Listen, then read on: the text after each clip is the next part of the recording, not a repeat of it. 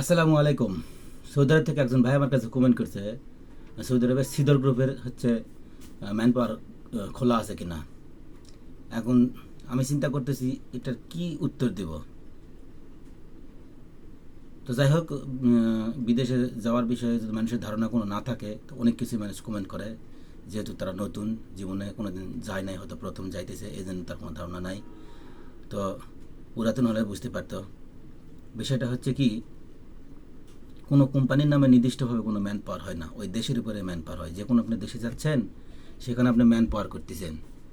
হ্যাঁ, man power মানে ওটা আপনার জনশক্তি, একটা অনুমোদন।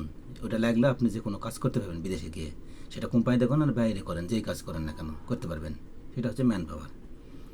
হ্যাঁ, আর আরেকটা হচ্ছে যেটা আপনার ট্রেনিং, কারিগরিক শিক্ষা, এটা কাজের উপর একটা শিক্ষা। এটা মানে কারিগরিক প্রশিক্ষণ যেটা টিটিসিতে দেওয়া হয়, ওটা একটা কারিগরি প্রশিক্ষণ।